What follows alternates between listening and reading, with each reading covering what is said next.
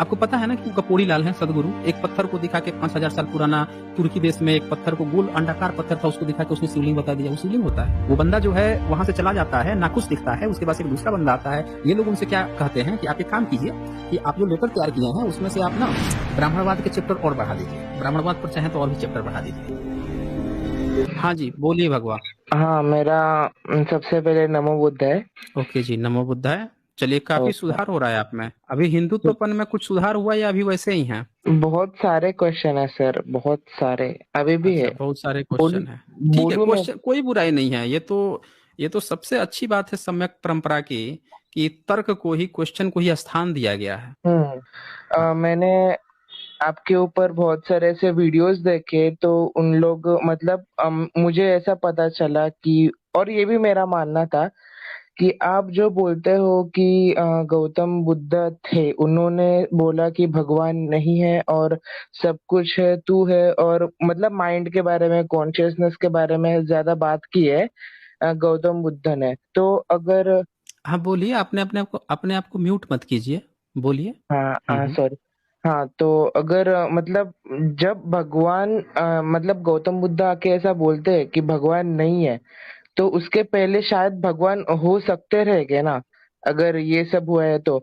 और इसी बात को मैं ये करना चाहता हूँ कि अगर अम, ऐसा है तो मतलब इंडिया में ऐसा सभी जगह में हिंदुत्व, मतलब मेरे SC ST दोस्त और मेरे बाकी सब भी OBC दोस्त है ना, वो हिंदू ही है। मतलब जो SC ST वर्ग के हैं वो उनका अलग देवता है। वो कोई लोग गणपति को पूजते हैं, कोई लोग स्वामी समर्थ को पूजते हैं।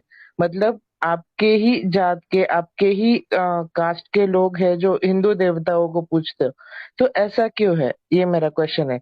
अगर बुद्धिस्ट है तो ऐसा क्या हुआ कि सभी बुद्धिस्ट खत्म हो गए इंडिया में से? जवाब। हाँ जी, आपने बड़ा अच्छा क्वेश्चन उठाया है। चले, आपका जवाब मैं दे देता हूँ। सबसे पहले तो आपका ये वाला जो सवाल था कि भाई क्या बुद्ध के पहले भगवान थे कि नहीं थे, यही था ना आपका सवाल? हाँ। तो यहाँ पे एक सवाल खड़ा होता है ना, बहुत अच्छा सवाल खड़ा होता है। पता नहीं आप लोग कैसे नहीं सोच पाते हैं। सबसे पहले तो ये सोचने की जरूरत है कि भाई बुद्ध से पहले अगर कोई बुद्ध वो थे, भगवान वगैरह थे, बुद्ध से पहले अगर कोई भगवान थे, तो सबूत खोजना पड़ेगा ना भाई। सबसे पहले तो सबूत खोजना पड़ेगा कि अगर थे तो भैया सबूत ला के दे दीजिए। भाई बुद्ध की मूर्तियां मिलती है, तो बुद्ध से पहले कौन कौन से भगवान की मूर्ति मिलती है? बुद्ध के 2600 साल पहले जो है, उसके पहले कौन सी मूर्ति मिलती है, उसका सबूत होना चाहिए ना। अगर नहीं सबूत दे रहे हैं, अगर कोई सबूत नहीं दे रहा है, तो इसका मतलब ये है कि वो कल्पना कर रहा है, उसी तरह से जैसे ईश्वर की कल्पना करके बैठा हुआ है, उसी तरह से ईश्वर की कल्पना करके बैठा हुआ है। तो ये चीज आपको समझनी पड़ेगी कि पहले जो लोग ये सवाल उठा रहे हैं उनको सबूत देना पड़ेगा कि बुद्ध से पहले कौन से बुद्ध थे। जहां तक बुद्ध मार्ग की बात है कि भाई वो किसी उसको मानते थे कि नहीं मानते थे, तो मैं आपको एक इनके त्रिपिटक का हवाला दे सकता हूं कि इनके त्रिपिटक में, जिसको ये लोग कहते हैं कि बुद्ध को नकारते थे, उस पे उनकी क्या टिप्पणी है वो मैं आपको एक बार शेयर करके दिखा देता हूँ। वो साइड भी आपको थोड़ा सा जानना चाहिए कि बुद्ध ने जिस तरह के ईश्वर की जो आप लोग सोच रहे हैं, उस पर जो बातें कही है उन्होंने, वो किस तरह की बातें कही है। लोग सोचते हैं कि उस समय कोई ब्रह्मा विष्णु महेश था, तो भैया सबूत दे दो ना, हम तो खोज रहे हैं हम लोग कि दे दो कि बुद्ध से पहले ब्रह्मा विष्णु महेश थे। अगर तुम्हारे ब्रह्मा विष्णु महेश, राम तो होगा ना। राम अगर बुद्ध से पहले था, कृष्ण तो पहले था बुद्ध से, तो बुद्ध से पहले का दिखा दो एक भी, राम का, कृष्ण का। राम कृष्ण का तो कहीं मिलता नहीं है। जब बुद्ध से पहले था तो लोग जानते होंगे ना, उसको सबूत दिखाना चाहिए इनको। वो तो पहली बार जाता कथा में आता है। अगर बुद्ध से पहले ब्रह्मा विष्णु महेश था, तो उसका ही सबूत दे दो। आज मूर्ति फोटो बना के दिखा रहे हो, तो उस समय क्यों नहीं बनाते थे? नहीं जानते थे क्या कोई लोग? पूरा भारत बुद्ध में, जमीन से बुद्ध ही बुद्ध निकल रहे हैं। ब्रह्मा विष्णु महेश, राम कृष्ण दुर्गा काली, इसको कोई जानता ही नहीं था। ये तो पूछना पड़ेगा ना, आपको भी अपने अंदर खोद के पूछना पड़ेगा कि भैया क्यों नहीं है, इसका मतलब हम लोग नहीं जानते थे क्या? ये पूछना पड़ेगा ना। देखिए, यहाँ पे मैंने आपको शेयर किया हुआ है। इसमें होता क्या है कि यहाँ पे कहानी ना, यह दृष्टि ईश्वर या ब्रह्मा द्वारा रची गई है, तो हाँ में उत्तर देते हैं। जब मैं उनसे पूछता हूँ कि ये बहुत सारी जो है बातें यहाँ पे आती हैं, इनका मैं थोड़ा सा वो दिखा देता हूँ। हाँ, ये बुद्ध जो है अपने दिघ निकाय है, ये दिघ निकाय के पथिक सुत्त, तो उसमें ये हिंदी अनुवाद है, तो इसमें ये मत सोच लीजिएगा कि इनके ब्रह्मा की बात हो रही है। ये देखिए क्या लिखता है, तो हम बुद्ध को ब्रह्मा अथवा ईश्वर के सृष्टि रचना के मुद्दे पर अपने विचार प्रस्तुत करते हुए पाते हैं। ये जो लेखक है वो ये दावा कर रहे हैं कि बुद्ध जो है उस समय का जो बम्भ था, बुद्ध को ही बम्भ कहा जाता था। ये लोग थोड़ा सा नहीं समझ पाते हैं ये लोग, क्योंकि बम्भ विहार मिला है जिसमें बौद्ध भिक्षु रहते थे, और वही बम्भ विहार जो है बमहन बना है, और वही बमहन जो है बौद्ध भिक्षुओं में ही बमहन और समन होते थे। बमहन मतलब विद्वान जो होते थे, तो वो भी ये लोग नहीं समझ पाते हैं। तो देखिए इसमें जो ब्रह्मा या ईश्वर ये लोग कहने के प्रयास करते हैं, क्योंकि त्रिपिटक का अनुवाद ब्राह्मण किया है ना सारा सारा, तो सारा ब्राह्मण जो है अपना ब्रह्मा कुछ कुछ उसमें थोप देता है, दिखाता है ऐसे है कि जैसे उसकी चीजें पहले से थी, तभी तो वो वेद को पुराना सब दे पाएगा ना। वो जिसने भी त्रिपिटक का अनुवाद किया वो सारे के सारे ब्राह्मण थे, और सबके मन में क्या था, वेद को इसे पुराना साबित करना है। तो ये जबरदस्ती इस तरह का नौटंकी वाले शब्द लाते हैं। देखिए अब क्या कहते हैं बुद्ध, क्या कह रहे हैं, भार्गव यहाँ कुछ श्रमण ब्राह्मण ऐसे हैं, देखिए यहाँ पे श्रमण अब ब्राह्मण लिख दिया, पाली में ब्राह्मण नहीं होता है, बमन होता है, ब्राह्मण लिख दिया। ऐसे हैं जो इस मत को ही यह सृष्टि ईश्वर या ब्रह्मा द्वारा रची गई कहते हैं। ये इन्होंने लिख रहे हैं कि रची हुई कहते हैं ही श्रेष्ठ मानते हैं। जब मैं उनके पास जाकर पूछता हूं कि क्या आप लोग यह मानते हैं कि सृष्टि ईश्वर या ब्रह्मा द्वारा रची गई है, तो वे हाँ में उत्तर देते हैं। जब मैं उनसे पूछता हूं कि आप अपने इस मत की पुष्टि कैसे करते हैं, तो वे सिद्ध करते हैं कि वे कोई उत्तर नहीं दे पाते और मुझसे ही प्रश्न कर लेते हैं जब मैं उन्हें बताता हूं। तो ये जो है ना, ये लेखक ये बता रहे हैं कि इनके त्रिपिटक में इस तरह की कुछ चर्चा आई है कि जो लोग ये कल्पना करते हैं कि कोई किसी व्यक्ति, कोई ईश्वर वगैरह या कोई भी शक्ति ऐसी है जिसने ये दुनिया बनाई है या कुछ बनाई है, ऐसी लोग कल्पना उस समय भी करते थे।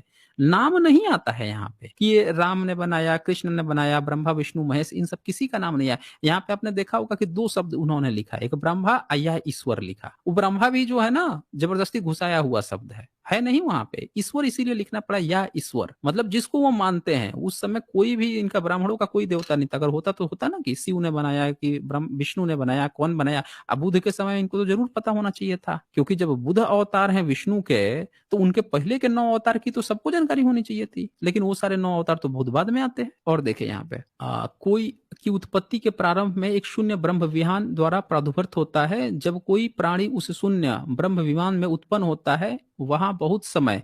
अच्छा एक चीज और ध्यान रखिएगा, ये त्रिपिटक कब का है ये भी ध्यान रखिएगा। त्रिपिटक भी बहुत बाद में लिखा गया है, त्रिपिटक भी जो है बहुत बाद में आया, तब भी इसमें बाद में लिखे जाने के बाद से भी किसी ईश्वर का नहीं है। अब वो पॉइंट मैं दिखा देता हूं जहां पे ईश्वर की बात आई है तो कैसे खंडन किए है, यहीं से ले लीजिए। क्या होता है कि आयुष्मानों कुछ समय बाद वहां एक प्रथम उत्पन्न हुए प्राणी के मन में यह विचार आता है। ये समझिएगा, इस चीज को ध्यान से समझिएगा। ये जो पथिक सूत्र है उसमें क्या कहते हैं कि जो मतलब जब में जो लोग ठहराते हैं कि किसी ने कुछ किया होगा, तो हम उनसे सवाल करते हैं कि भैया आप हमें बता दीजिए, तो वो नहीं बता पाते, उल्टे हमसे सवाल। जैसे आज के भक्तों से है, जब उनसे आप 2-4 सवाल पूछ लीजिएगा, भैया तुम्हारा अल्लाह कहाँ रहता है, उसका साइज बता दो, वेट बता दो, मिले जुले हो, कभी देखे हो के हो, ऐसे हवा हवाई गपोड़ रहे हो, किसी से सुना और कहा।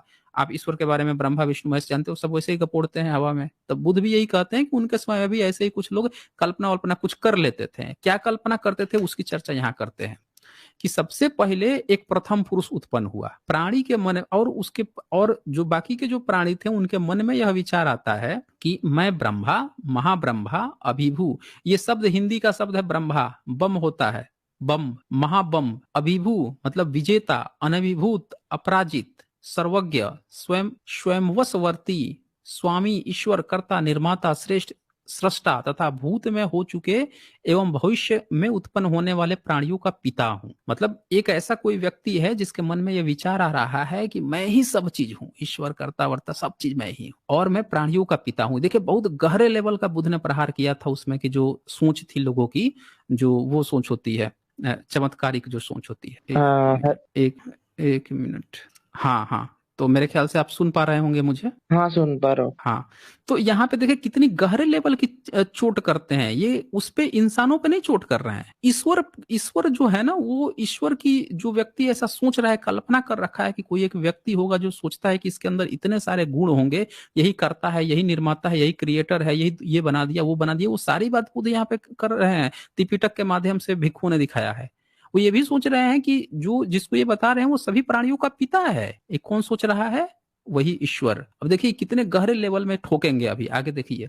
क्योंकि मैंने ही इन प्राणियों की सृष्टि की है, वो व्यक्ति सोच रहा है, जिसको ये लोग बता रखे हैं कि कोई ईश्वर है, वो क्या सोच रहा है, मैंने ही इन सारी सृष्टियों की रक्षा की है। यहाँ पे आप किसी को भी डाल लीजिए, अल्लाह को डाल लीजिए, गॉड को डाल लीजिए, या ब्रह्मा विष्णु महेश, किसी को भी डाल लीजिए जो ऐसा सोचता है।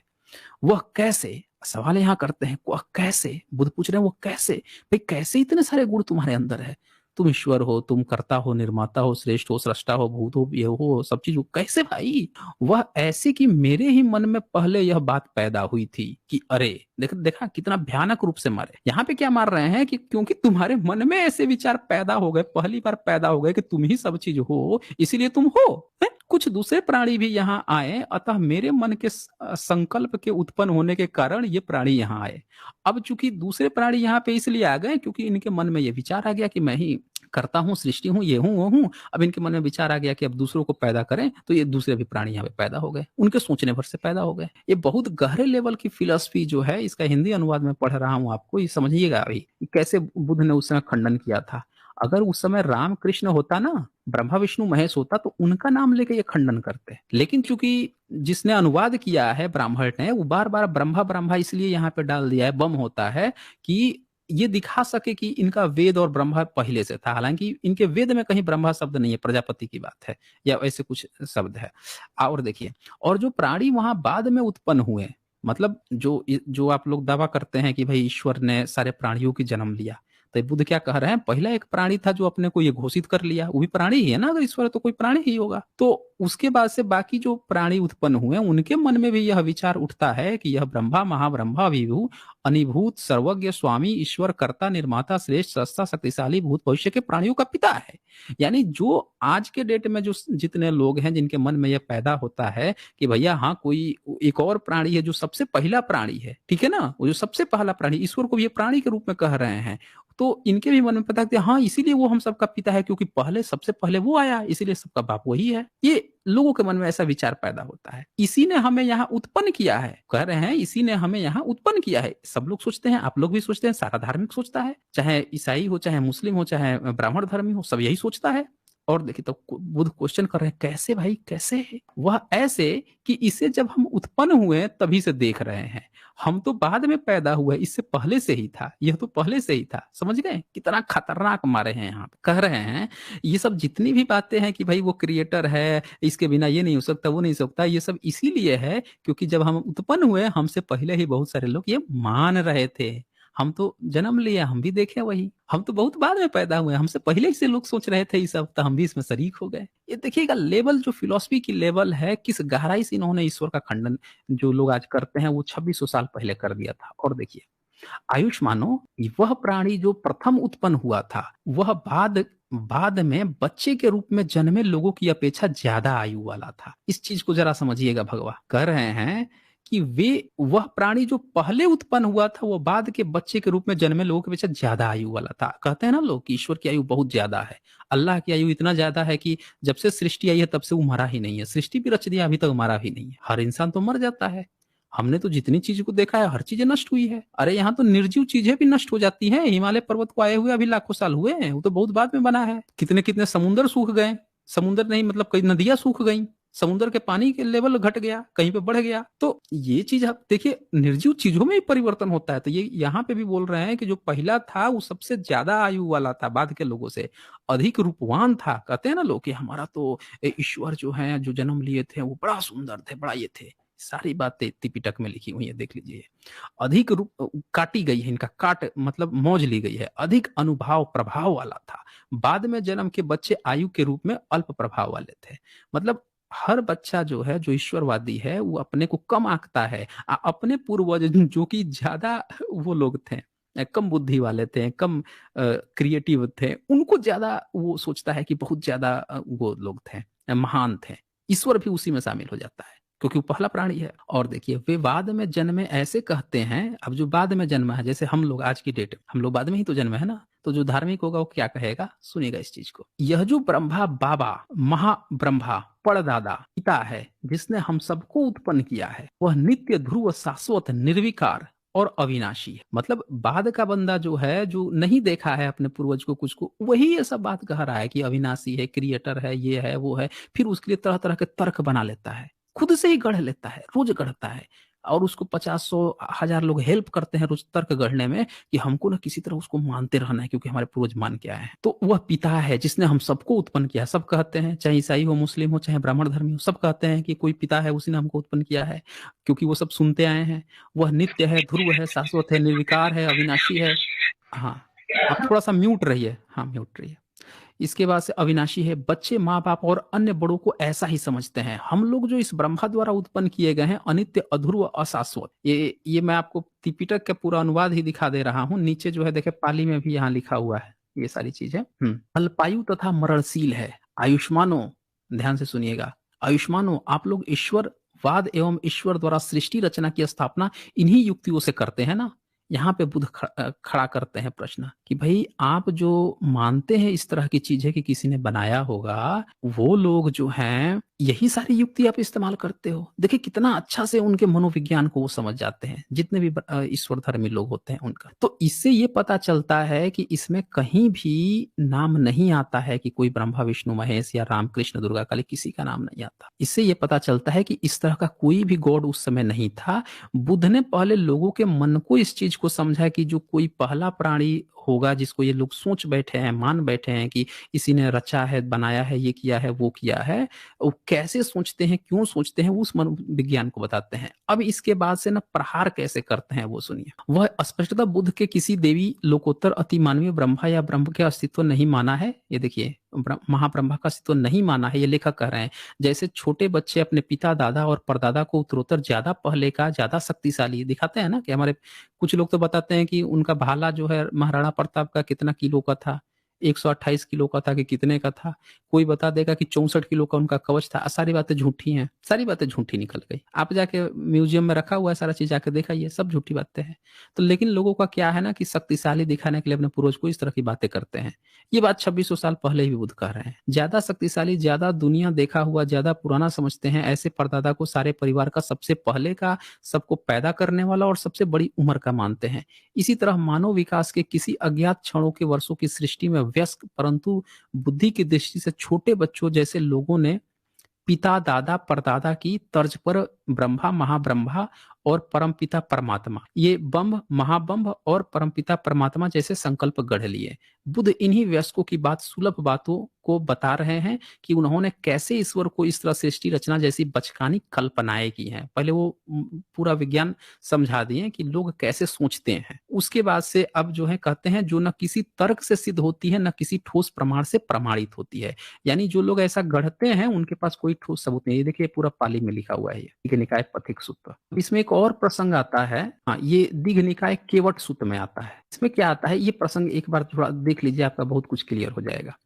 वह भिक्खु, एक भिक्खु जो है, अब ये बहुत बौद्ध भिक्खु जो है, वो एक कल्पना करता है कि इनका जो पहला जो प्राणी है, जो जिसको ये ब्रह्म मान रखे हैं, जिसको ये लोग बार बार ब्रह्मा इसमें अनुवाद में लिख देते हैं, ये लोग ब्राह्मण को जैसे ब्राह्मण लिख देते हैं वैसे ब्रह्मा लिख देते हैं। तो उसके पास जाकर वो प्रश्न पैदा करता है, क्योंकि पहला प्राणी है, बहुत ज्यादा आयु है, अभी तक मरा नहीं है, जिंदा है।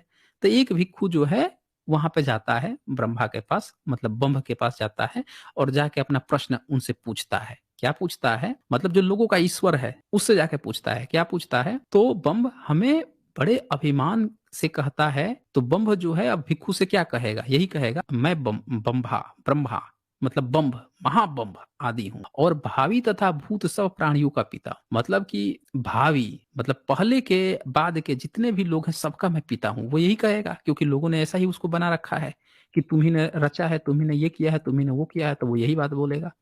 अब सुनिए भिक्खु से और जो आपका ईश्वर है उसकी कैसे टकराहट पर चर्चा होती है त्रिपिटक में।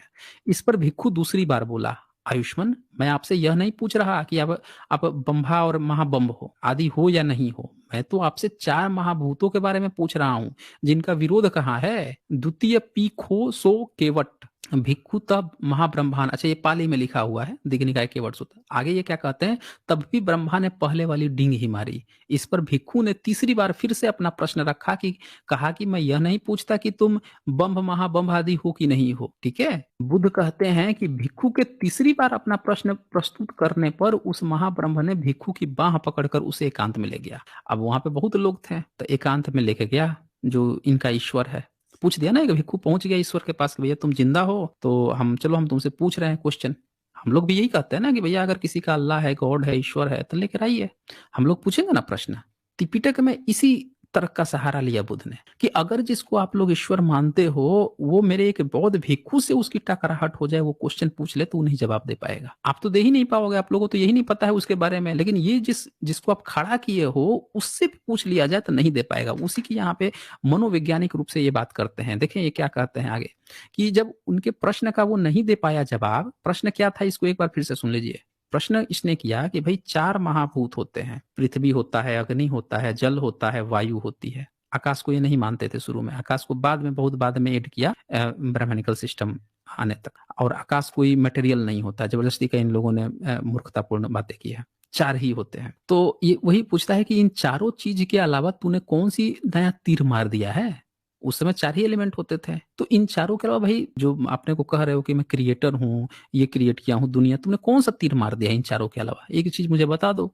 वो नहीं जवाब दे पाता है तो बाह पकड़ के एकांत में ले जाता है उसको और कहने लगा, हे भिक्खु, ब्रह्म कायिक देवता मेरे बारे में ऐसा समझते हैं कि मैं सब कुछ जानता हूँ। बोल रहा है कि ये जो चारों बगल मेरे महफिल जमी हुई है मेरे इस लोक में, ये सब जानते हैं ना कि मैं सबसे बड़ा ज्ञाता हूँ, सबसे बड़ा विद्वान हूँ। ठीक है, ये सब सोचते हैं कि मैं सर्वज्ञ हूँ, मैं क्रिएटर हूँ, सब चीज वो बकता है खुद से, कन्फेस कर रहा है। कुछ भी ऐसा नहीं जो मुझे अज्ञात हो, कुछ भी ऐसा नहीं जो मेरी नजरों से ओझल हो और जिसने मेरा साक्षात्कार आमना सामना न हुआ हो। इसीलिए हे भिक्खु, मैंने उनके सामने तुमसे कुछ नहीं कहा। बोल रहा है कि वहां पे मेरी इज्जत बिगड़ जाती, ये जितने अगल बगल के ये जो लोग थे सब मुझे बड़ा सर्वज्ञ समझते हैं, ये समझते हैं। अब तुम यार ऐसी सवाल पूछती हो, मैं मुझे तो बन ही नहीं पा रहा है, मैं क्या जवाब दूं। वो सब समझते हैं मैं थोड़े ही हूँ इतना विद्वान। यही हाल अल्लाह का है। अगर अल्लाह मिल जाए तो अल्लाह इतना विद्वान थोड़े ही है। अल्लाह को इतना विद्वान होता तो बुर्का पहना देता औरतों को। उसको इतना विद्वान होता, इतना चतुर होता, इतना शक्तिशाली होता तो मोहम्मद साहब जो हैं वो अपने अंतिम दिनों में बुरी मौत मारे जाते हैं। जहर खा लिए, क्या खा लिए, इतने 6-6 महीना तक बेड पर पड़े रहे, जाके कुआं घूम रहे थे, जाके इतना इलाज करवा रहे थे, हार पाच के फिर कह रहे हैं, आयत उतार रहे हैं कि भैया आप पूछ रहा है अल्लाह आओगे या जाओगे। मतलब ये पब्लिक को ये वो देना पड़ रहा है, आयत उतारनी पड़ रही है कि आओगे कि जाओगे, हदीसों वगैरह में वर्णन है। फिर ऐसा से कहते हैं कि वो जो सूफिया है किसी हदीस में कह रहे हैं कि उसने मुझे जहर खिला दिया, उससे मेरी नस कट गई है, ठीक ही नहीं हो रही है, ये हो रही है, वो हो रही है। अरे भैया अल्लाह इतना चतुर होता तो उन्हीं का इलाज करवा देता है। अल्लाह इतना चतुर होता तो अब तक सारी मुसीबतें खत्म हो गई होती। तो नहीं है चतुर ना, लोगों ने बना रखा है, हवा फैला रखा है कि बड़ा शक्तिशाली है, नमाज पढ़ लोगे खुश कर देगा। कोई कह रहा है 72 हुर दे देगा, कोई कह रहा है कि तुमको जहन्नम में झोंक देगा। अरे वो बहुत, अगर है तो बेवकूफ है। त्रिपिटक में यही चीज तो दिखाया गया है, सीधे बात करा दिए हैं कि जिसको तुम लोग मानते हो उसी को मेरा भिक्खु एक पकड़ के 2 सवाल पूछ दिया तो उसको नहीं देने आया, जवाब नहीं दे पाया, 2 सवाल का जवाब नहीं दे पाएगा। तुम लोग हवा बना रखे, वो क्रिएटर है। इसको कहते हैं मनोविज्ञान। बुद्ध ऐसे नहीं हावी हुए थे दुनिया पे, बुद्ध ने उस मनोविज्ञान के लोगों को पकड़ लिया कि लोग कैसे सोचते हैं। और देखें, कुछ भी ऐसा नहीं है जो मुझे अज्ञात है ऐसा लोग सोचते हैं, कुछ भी ऐसा नहीं जो मेरी नजरों से ओझल हो और जिसने मेरा साक्षात्कार अपना आमना सामना न हुआ हो। इसीलिए हे भिक्खु, मैंने उनके सामने तुमसे कुछ नहीं कहा, परंतु हे भिक्खु यह है कि मैं भी नहीं जानता कि ये चारों पृथ्वी जल वायु व अग्नि महाभूत, देखिए चारों की बात आई है। बुद्ध मार्ग में ये 4 होते हैं। ब्राह्मणों ने एक अपना बेवकूफी प्रदर्शित करते हुए बाद में उसमें आकाश जोड़ लिया था। हम जानते हैं कि आकाश का ओर छोर नहीं होता, ना कोई एलिमेंट होता है वो।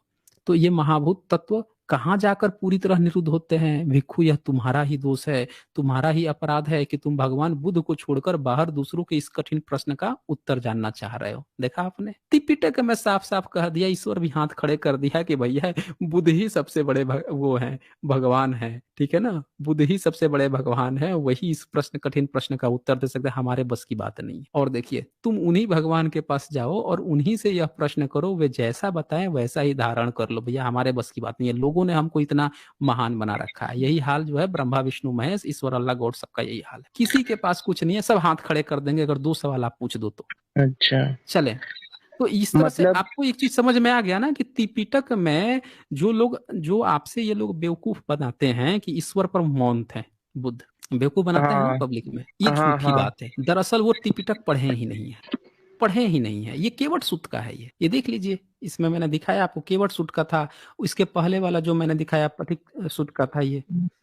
देखिए मतलब दिव्य निकाय केवट सूत 111। अभी मेरा मतलब एक थियरी है, तो आप देखिए मतलब कैसा है ये। मतलब पुराने जमाने में, बुद्ध के जमाने में एक आइडिया थी भगवान के बारे में, तो बुद्ध सब ने रही आप। होगी ना। हाँ, अरे भाई, भगवान भगवान का आइडिया नहीं था, यही तो आपको समझना पड़ेगा इसमें।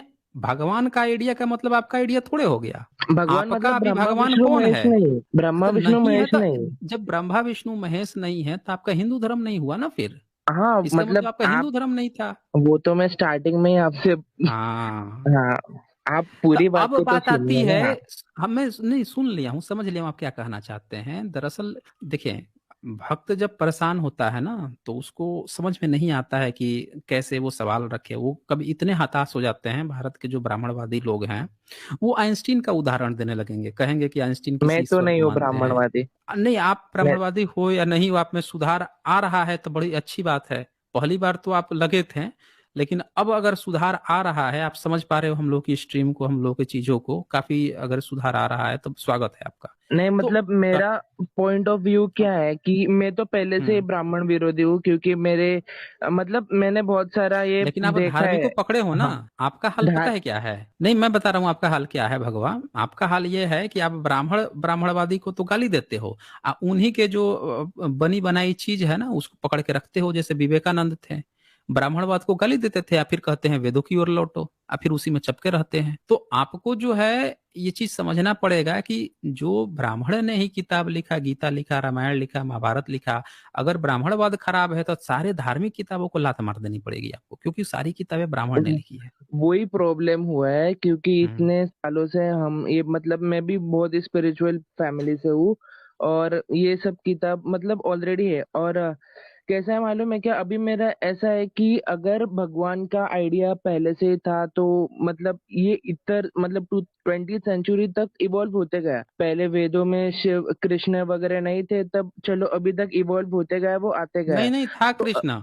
कृष्ण था उसमें, वेद में कृष्ण था। कृष्ण की इंद्र हत्या कर देता है ना, उसकी बीवियों के पेट चीर के फाड़ के कृष्ण को उल्टा लटका के गर्दन काट देता है, उसका बहुत बुरी तरह से मारता अरे है। अरे अरे अरे। हाँ हाँ हाँ, नहीं पढ़ा है क्या आपने वेद? ऋग्वेद में है। ऋग्वेद में इंद्र जो है अपने 10,000 सैनिकों के साथ जाता है और जाकर घेर हाँ, लेता है, घेर लेता है कृष्ण को। कृष्ण एक पानी के नदी के किनारे रहता है, तो उसको फिर क्या करता है, कब्जा करता है, पकड़ के लाता है, उल्टा टांगता है कृष्ण को। उसकी जितनी बीवियां थी उन सारी बीवियों को, गर्भवती रहती हैं कुछ, सबके पेट फाड़ फाड़ के मारता है, और इसको उल्टा लटका के इसकी गर्दन काट देता है कृष्ण की। अच्छा। फिर- और हाँ। विष्णु जी के बारे में भी ऐसे कुछ तो है ना। नहीं, वो विष्णु विष्णु का उसमें ज्यादा चर्चा नहीं है, नाम ही जो है इनका बड़ा अलग सलग सा। ये तो जानबूझ के वेदों के शब्द को उठा के आप पुराण से जोड़ने की कोशिश करते हैं, लेकिन पुराण का वेद से कुछ लेना देना नहीं है। पुराण पूरी मैं, तरह से बुद्ध मार्ग की किताब को, बुद्ध मार्ग की शिल्प कला को ब्राह्मणवादी ढांचे में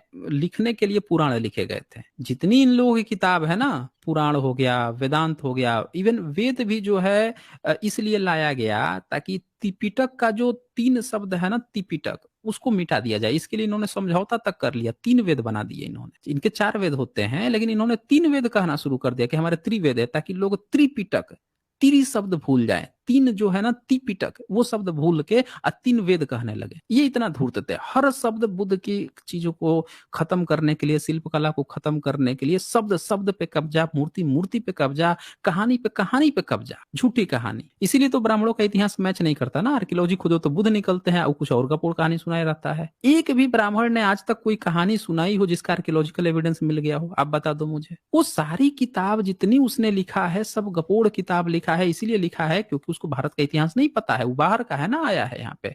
यहाँ पे क्या था, क्या चीज था, उसको थोड़े पता है। बस उसने देखा सामने कि अच्छा बुद्धों ने ये मूर्ति बनाई है, अच्छा ये जो है लात से बुध को ढक रहा है, तो चलो उसको बुध की जगह हटा के एक वो सबको अनपढ़ तो बना ही दिए हैं, पढ़ेगा लिखेगा नहीं, मूर्तियां उर्तियां छुपा छुपी ही दिए हैं, तो चलो अब वो कर देते हैं, एक नई कहानी सुना देते हैं कि राक्षस था, उसको मार दिया था बड़ा अवतार, इसलिए राक्षस को मारने के लिए उतरे थे। ये थोड़ी दिखाएगा कि बुध के सर के ऊपर लात रखा हुआ है वो, तो तो फिर ये झूठी कहानी है उसकी। भगवत जी एक हेलो। चीज सवाल का जवाब दो मुझे, एक सवाल का मुझे जवाब दो।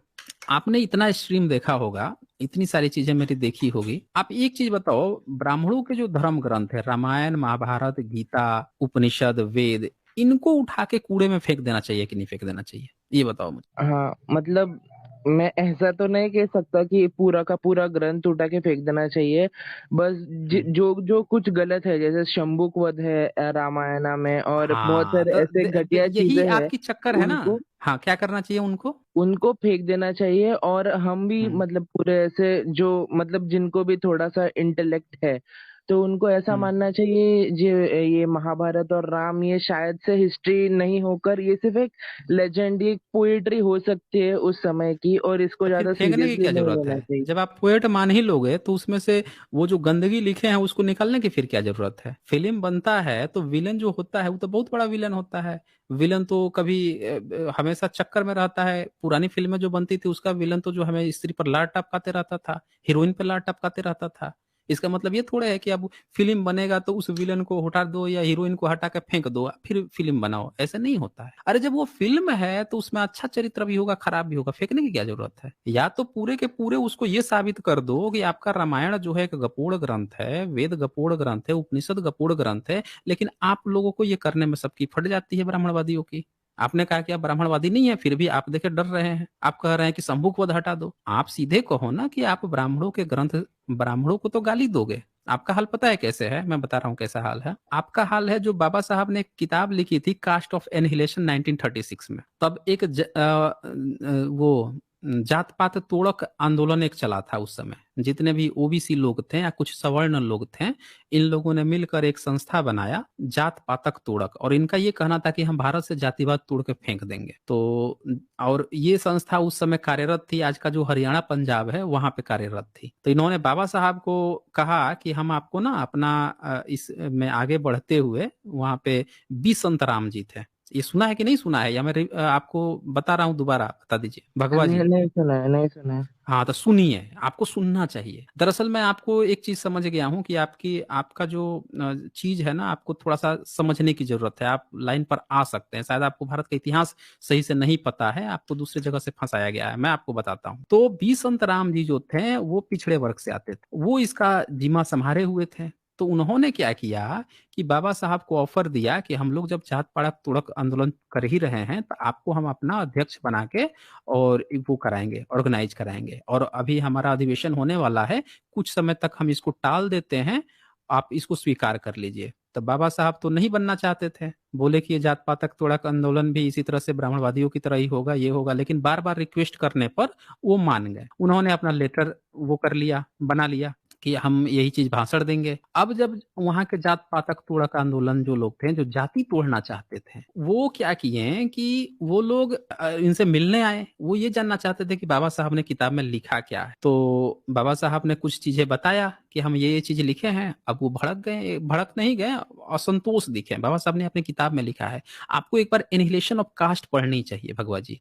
आपका स्पिरिचुअल भूत जो है ना वो सारा दूर होके भाग जाएगा। एक बार आप, मैं कहता हूं कि आप लोग बाबा साहब की किताब एक बार पढ़ना शुरू कीजिए। अगर आपको भारत में वास्तव में अगर स्पिरिचुअल ज्ञान चाहते हैं, आप वास्तव में चाहते हैं कि स्पिरिचुअल ज्ञान से सारे भारतीयों को फायदा हो, तो देश की 90% 85% जनसंख्या को अगर नहीं फायदा होगा तो आपका स्पिरिचुअल ज्ञान किस बात का है। आप अगर स्पिरिचुअल अपने को मानते हैं तो सबसे बड़ा आपका चीज है कि पूरे भारतीयों की प्रॉब्लम को आप देखिए। बाबा साहब क्या करते हैं, वो बंदा जो है वहां से चला जाता है, नाखुश दिखता है, उसके पास एक दूसरा बंदा आता है। ये लोग उनसे क्या कहते हैं कि आप एक काम कीजिए कि आप जो लेटर तैयार किए हैं उसमें से आप ना ब्राह्मणवाद के चैप्टर और बढ़ा दीजिए, ब्राह्मणवाद पर चाहे तो और भी चैप्टर बढ़ा दीजिए, लेकिन उसमें जो वेद वेद पर जो बात किए हैं रामायण महाभारत पे, उसको ना हटा दीजिए। आपका हाल वही है। जात पात तक तोड़क की बात करते हैं आप, ब्राह्मणवादियों को नहीं मानते हैं। अब ब्राह्मणवाद पे आप बोल लीजिए, लेकिन धर्म ग्रंथ पे देखिए जैसी बात आई, धर्म ग्रंथ से आपने क्या कहा, सम्मुख वध को हटा दीजिए। तो पुल खुल रही है राम की वहां पे कि जाके हत्या कर दे रहा है एक शूद्र की। एक शूद्र अगर उसके जैसा ज्ञानी हो गया है, उसकी हत्या कर दे रहा है, पोल खुल रही है, तो उसको हटा दो, हटा के फिर उसको मान लो। अरे क्या जरूरत है उसकी? जब ब्राह्मणों की सारी चीजें गपोड़ है तो हमको उसकी जरूरत क्या है मानने की ना मानने की? पूरा किताब उठा के फेंको ना, उठा के फेंक दो। बाबा साहब ने तो मनुस्मृति जला दी थी, जला दी थी तब तो वो क्रांति कहलाए ना। आप तो उसको पालने पोसने के चक्कर में है। ब्राह्मणवाद पे थू थू और उनकी किताब पे वाह वाह वाह वाह, ऐसे नहीं चलता है भगवा जी। फेंकना है तो कंप्लीटली उठा के फेंक दीजिए। हाँ बोलिए, आप क्या कहना चाहते हैं? ये जो आप रिवॉल्यूशन चाहते हो कि पूरा इंडिया एक बुद्धिस्ट देश बन जाए, ये आपका नहीं, मतलब मैंने कभी इंटेंशन है आपसे ये क्या? नहीं कहा, मैं आपसे नहीं, कभी अगर ये नहीं कहा कि बुद्धिस्ट आप देश बन जाए। मैंने आज तक कभी हिस्ट्री में नहीं कहा कि भारत जो है बुद्धिस्ट देश बन जाए। मैंने हमेशा ये बात कहा है कि आज हम लोग जो बेवकूफी वाला काम कर रहे हैं, हम जो रामायण महाभारत वेद के पीछे घूम रहे हैं, फर्जी फर्जी फेक न्यूज बना के हम लोग जो दिन रात प्रचार करते फिर रहे हैं, या ब्राह्मणवादी ओबीसी के बच्चे जो घूम रहे हैं, या जनरल के बच्चे जो प्रचार कर रहे हैं, उसका कारण है कि उनका अपना इतिहास सामने नहीं आने दिया जा रहा है। आपको भी हक है अपने भारत का सही इतिहास दुनिया को बताएं, सबको बताएं, लेकिन आप इतिहास नहीं जानना चाहते। आपको रामायण से, राम से, कृष्ण से इसीलिए प्रेम है क्योंकि ये सारे फेक हैं। अगर कोई बच्चा दिन रात स्पाइडरमैन बैटमैन की कथा कहानी कहेगा तो इसका मतलब तो यही होगा कि हमेशा वो फिक्शनल कैरेक्टर में रहता है। होता है ना, वो जो पागल खाने में जाते हैं उनको कुछ वो दे दिया जाता है इंजेक्शन वगैरह, या पहले से ही पागल रहते हैं हमेशा ख्याली पुलाव में। हम लोग रियल वर्ल्ड के लोग हैं। रात में जब सोते हैं ना तो सपने आते हैं, फिक्शनल सपने। फिक्शनल कुछ देखना होता है तो टीवी में, सिनेमा हॉल में, फिल्मों में देख लेते हैं ना। बाकी तो लाइफ प्रैक्टिकली चलती है ना, तो प्रैक्टिकल हिस्ट्री को पढ़े ना। हर वो व्यक्ति जो रामकृष्ण में फंसा हुआ है, इसका कारण यही हुआ है कि उसको जबरदस्ती काल्पनिक चीज इसीलिए पकड़ाई गई है क्योंकि वो उसको अपना इतिहास न पता चल सके। बट जिसको एट द अपना एंड इतिहास, हाँ, इसीलिए आपको भी ये चीज आ रहा है कि रामायण में सब चीज खराब नहीं है, जो खराब है उसको हटा दो। तो फिर वाल्मीकि की किताब कैसे है, फिर ईश्वर की किताब कैसे है? आप ही बता दीजिए। खत्म हो मुझे गया ना, ब्रेक बात हो गया ना। अगर ईश्वर की, अच्छा मुस्लिम को देखिए, आप कहिएगा कि कुरान की किताब में से अगर ये चीज खराब है तो उसमें तो लिखा हुआ है कि भैया ये अल्लाह की किताब है, एक भी अगर गलत होता है तो ये अल्लाह की किताब नहीं रहेगी। एक भी गलत हुआ तो वो अल्लाह की किताब नहीं बचेगी ना, फिर वो तो पूरा का पूरा गलत हो गया, डिनाइड हो गया। उसी तरह से रामायण हो गया, गीता हो गया, वेद हो गया, कुछ भी अगर गलत हो रहा है इसका मतलब वो ईश्वरीय बुक नहीं है, किसी इंसानों ने लिखा है, लोगों को बेवकूफ बनाने के लिखा है, षड्यंत्र के तहत लिखा है। सब लोग इतिहास लिखते हैं, पूरे धार्मिक ग्रंथ भी अपना इतिहास लिखते हैं। अब ये पाली ये पढ़ेंगे, त्रिपिटक भी पढ़ेंगे तो वो भी अपने समकालीन लोगों का, कहाँ पे क्या डिबेट हुई, कि कुछ लोगों को क्या उपदेश दे रहे हैं उसकी बात करेंगे। अब ब्राह्मण जो है वेद में क्या लिखता है, सुना है ना उसकी कहानी? अगस्त कैसे पैदा हुआ, वशिष्ठ कैसे पैदा हुआ? तो एक वो थी, एक अप्सरा थी, और उसको नग्न देख लिया ऋषि, तो देखते ही उसका वीर्य अस्खलित हो गया। अस्खलित हो गया तो बगल में एक वो था, हंडिया था, हंडिया को लेके उसी में रख लिया अपना वीर्य को, और उसी से पैदा हो गए। कौन पैदा हुआ? तो वशिष्ठ पैदा हुआ। और कौन पैदा हुआ? तो अगस्त पैदा हुआ। बताइए, आपका वेद के जो लेखक है वो कितना बड़ा ज्ञानी है। उसको ही नहीं पता है कि यार बच्चे पैदा करने के लिए, मतलब एक स्त्री और पुरुष का फैक्स होना, वो भी सकुशल फैक्स होना, और उसमें भी निर्धारित होता है। बहुत लोग तो बच्चे पैदा करने में असमर्थ हो जाते हैं। ऐसा नहीं है कि एक बार आप कर ले तो बच्चे ही पैदा हो जाएगा, उसमें भी टाइम डेट सब चीज देखना पड़ता है। तो ये पूरा चीज है, मैकेनिज्म है। अब वो क्या कहीं ज्ञान दे रहा है, कितना बड़ा ज्ञानी है। और ब्राह्मण बच्चा क्या प्रचारित कर रहा है अब ब्राह्मणवादी, कि देखो वेदों में ही ज्ञान है, वेद से विज्ञान निकला है, वेद से ही ये जो अंग्रेज चुरा के ले गए थे सारा विज्ञान, तो ये सब पता नहीं क्या क्या चीज बना दिए। अबे यही सब कहानी पढ़ के गए थे हैं? कि एक अप्सरा को देख के एक ऋषि का वीर्य टपक गया, घड़े में रख लिया, तो उससे दो बच्चे पैदा हो गए, एक वशिष्ठ पैदा हो गया, एक अगस्त पैदा हो गया है। और वही अगस्त और वेद जो है, अगस्त और वशिष्ठ जो है वो रामायण में भी आता है। वही अगस्त और वशिष्ठ जो है रामायण में राम का बनता है, और रामायण हो गया त्रेता युग में है। 10 साढ़े 10 लाख साल पहले, 14 लाख साल पहले, 17 लाख साल पहले। अवेद हो गया 1 अरब 96 करोड़ साल पहले। और उसमें का वसी उस पैदा हो रहा है, उसमें पैदाइश की कहानी उसमें बताई जा रही है। तो हमें एक चीज समझना पड़ेगा कि ये सारे धर्म ग्रंथ जो है कुछ बेवकूफों के द्वारा लिखे गए हैं। आपको स्पिरिचुअल जो ज्ञान आप जो कह रहे हो ना, वो भी चोरी का माल है। असल स्पिरिचुअल ज्ञान जो है वो बौद्धों का होता था। फिलोसफी कहते हैं ना इसको। स्पिरिचुअल का क्या मतलब होता है? स्पिरिचुअल का आप डेफिनेशन बता सकते हैं भगवा जी? भगवा आप, मैं कह रहा हूँ कि आप बता सकते हैं स्पिरिचुअल का क्या मतलब होता है? अभी ये स्पिरिचुअलिटी के बारे में बता बता मतलब बोलने जाओ तो मैं वही बोलूंगा जो मैंने सदगुरु के वीडियो से सुना है, और आपने आपके प्रीवियस वीडियो में सदगुरु को डिबंक किया है। बहुत ही कंफ्यूजन है अभी। अब ये बताइए आप कि आप एक ऐसे व्यक्ति का हवाला दे रहे हैं, सदगुरु का आप हवाला दे रहे हैं। आपको पता है ना कि वो गपोड़ी लाल हैं सदगुरु। एक पत्थर को दिखा के 5,000 साल पुराना तुर्की देश में एक पत्थर को, गोल अंडाकार पत्थर था, उसको दिखा के उसने शिवलिंग बता दिया। वो शिवलिंग होता है। और रुद्राक्ष की माला उस पर फेर रहा था। अब बताइए, उस व्यक्ति का आप रेफरेंस लेंगे तो सच्चाई तक पहुंच पाएंगे आप? नहीं, इसीलिए तो हम्म? मैं आपसे नहीं कहा। मेरा अभी भी वही मतलब थोड़ा एक ही लास्ट क्वेश्चन है कि अगर बुद्धिज्म इतना थ्राइव था इंडिया में तो अभी तक मतलब क्यों नहीं है, मतलब पूरे मतलब मेरे अगल बगल में कोई भी बुद्धिज्म नहीं फॉलो कर रहा है, और मतलब इससे भी पूर्वी नहीं फॉलो करता था। अम्बेडकर के बाद ही ये सब SC ST के लोगों ने बुद्धिज्म अडॉप्ट करना चालू किया। उससे पहले तो बुद्धिज्म नहीं था। तो आप इतना दावा कर रहे हो, आपका सब लॉजिक ठीक है, आपके सब पॉइंट ठीक है, फिर भी ये मतलब सेंस नहीं बैठता। मतलब 1 to 2% है ना अभी, नेचुरली देखा जाए तो ये सेंस अच्छा, नहीं ये बनता चित्र आपके बात देखिए। का। एक चित्र देखिए, ये चित्र आपको दिख रहा है? हाँ, ये तो अभी तो आपने दिखा है। ये कौन है? ये ऊपर जो लात बुद्ध के ऊपर रखा हुआ है। अभी इसको देख के है ना, पहले मेरे मन में ख्याल आया क्या विष्णु का जो चौथा अवतार था, वो हम्म। वामन, जब पाली को उसने नरक में भेजा ना, मुंह तब सुअर की उसका तरह ये। है ना? मुंह सुअर की तरह है।